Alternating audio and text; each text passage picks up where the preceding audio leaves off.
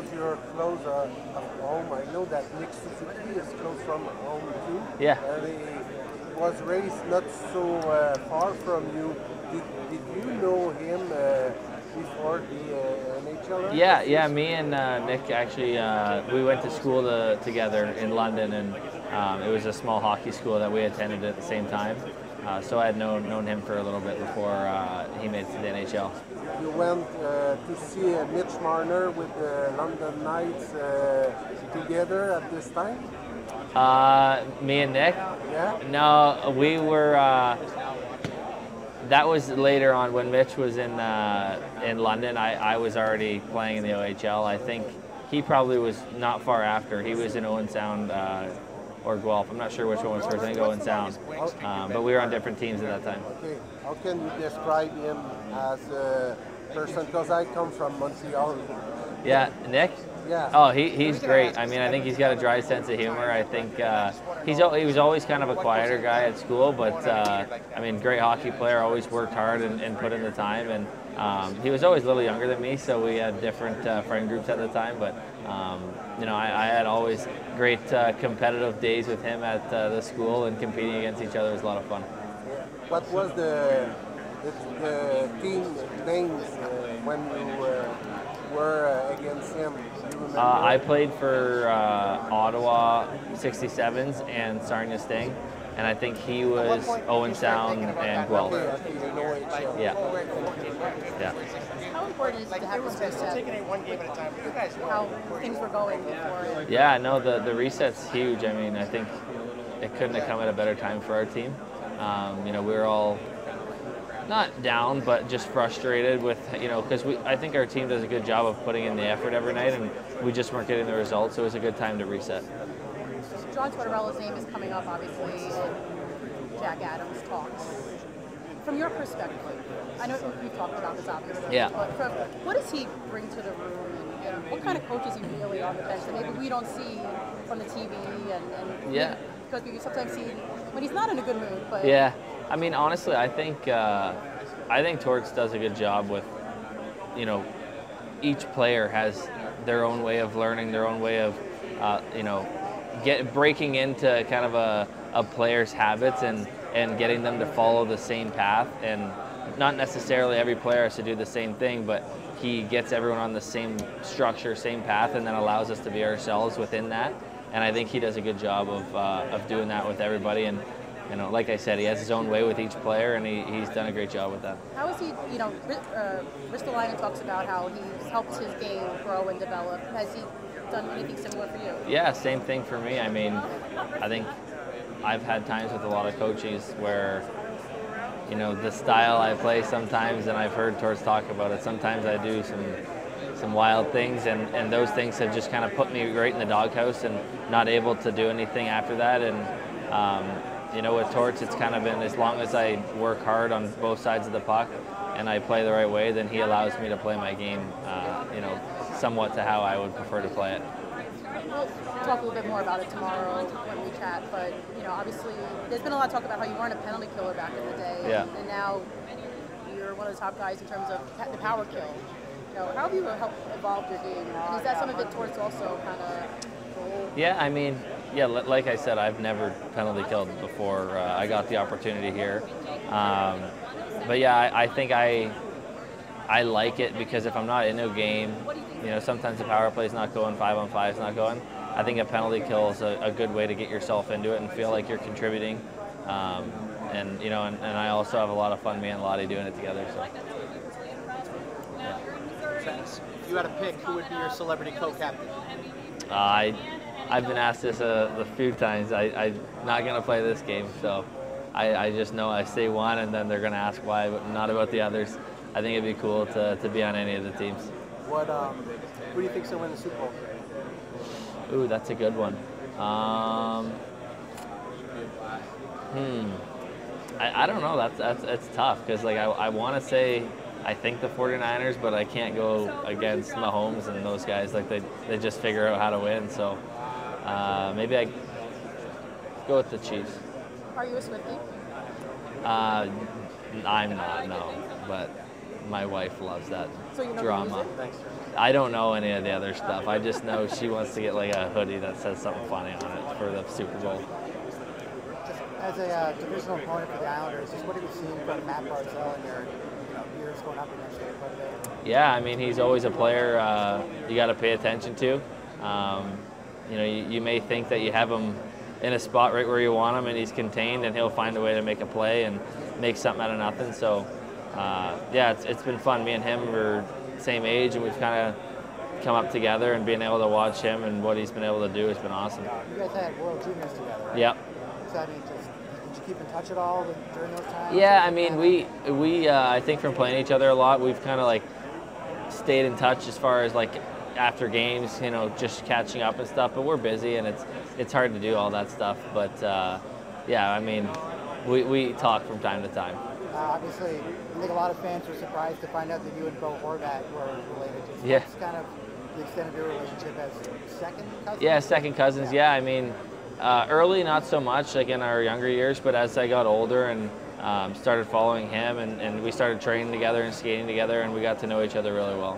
I guess just now, I know a couple hours away from Philadelphia, but Yeah. did you guys ever get to see each other during the season? No, again, like Yeah. he's I think pretty busy with his family and hockey, and I'm the same thing with the kids. It's tough to get away right now. Yeah. Travis, I got a couple of rapid fire questions All for you. right. Ready? Yeah. Starting out, who do you think is going to come out on top of the skills competition? Oh gosh, I don't know. I mean, you gotta think it's gonna be Connor. Any reason why specifically? I think everyone's guess should be Connor. That's probably a safe one. I like it, president of the Connor McDavid fan club. Yeah. Now, the Ottawa Senators just had their skills competition. Jacob Chikrin hit 107.1 miles per hour in the Wow. hardest shot. At the NHL's hardest shot competition, what's going to be the hardest shot? Exact number. Exact number? Oh gosh, I don't even know the previous one, so it's just a random guess. Maybe this year will be 103.2. I like it. Now, the Super Bowl is coming up. Who's your prediction for Super Bowl MVP and NHL All-Star Game MVP? Super Bowl, I'll go with Mahomes, that's my guess. And then NHL All-Star MVP, go with Boone Jenner. I like it. That's a good answer. And now, last question for you. You gotta pick a celebrity co-captain. Yager, there we go. Okay, the last question for you. Jaromir Jagr's about to turn 52 Yeah. this month. When do you think he's finally going to retire? Need a prediction on the year? Yeah, pretty good. Oh Who do you gosh. think's the most underrated player in the game? Maybe, what is it, 2024? Maybe we go like 28, maybe 4 more years, you know? Down the middle. I don't know. He might be still playing when I'm done. I think he just keeps playing. Who would you If call he up outlasts to you, take I'll be off impressed. the He might. Good shot. Thanks. All right, I came up with more questions. Okay. All right. If you could have any hockey player, dead or alive, at dinner, who would it be? You can name more than one if you want. I'll say I used to love watching Joe McGinley growing up, so I think it'd be a cool one to sit down and talk to. He played on a Canadian team, so like growing up, I loved watching him. Favorite player growing up? I knew that was the answer. I didn't want to look at you. I was like, I know you're standing there. Pardon me? Oh, favorite player growing up? That was Joe McGinley. Was it Joe Yeah, McGinley? I would say Joe McGinley for most of my childhood, yeah.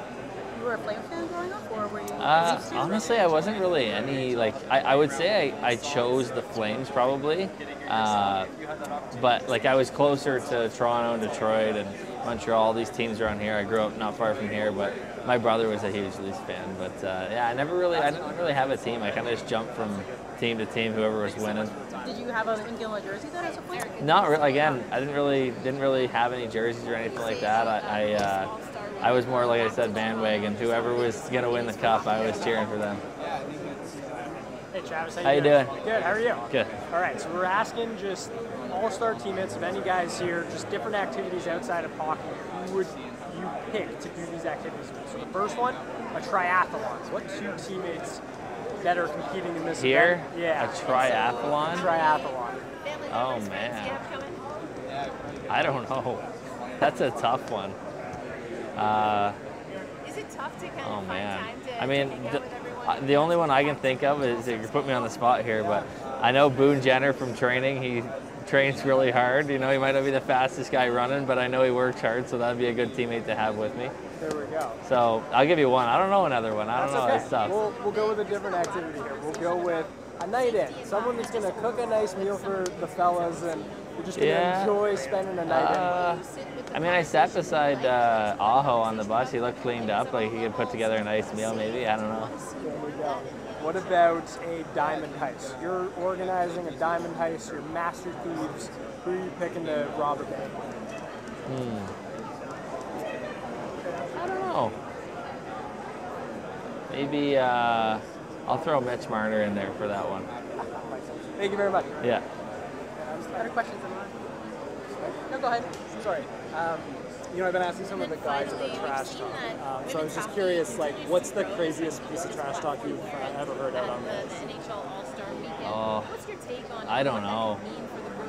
I think the classic one that just gets you is when, like, a guy hits you with, like, you just suck tonight, you know, like you're irrelevant, because, you know, the normal, like, when you're normally hearing chirps, you're kind of, like, just brushing them off. But, like, when you're hearing you're irrelevant, you're actually thinking, like, you're probably not wrong, like, I haven't done a whole lot. Those ones sting. Sometimes it's the easy. Just the basic, yeah, exactly. Is there a player that stands out when you think of, like, you know, really active trash talkers? Not really. I mean, I try to just play now and just skate by the bench. You hear it, but... Forsberg was saying that he thinks the refs actually get it way worse than the players do to each other. Oh, yeah, the refs get it the worst, oh, yeah. Have you ever heard a ref give it back to a player? Not really, no. No, they usually just take it and skate away, yeah. It's pretty funny. Awesome, thanks, man. Yeah. What's the best chirp you've given?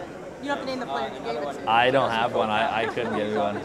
If you were a captain, played against Crosby a couple times this season. How much do you marvel at the year he's having at age 36? Yeah, no, he's having a great year. I mean, it's really impressive how consistent he can be over the course of your career, and you know, he just continues to. You know, it's not surprising to us because when you play against him, you know, you realize how good he is every time he steps on the ice. So, you know, as players, we're not surprised, but maybe from people from the outside looking in, they think it's shocking, but.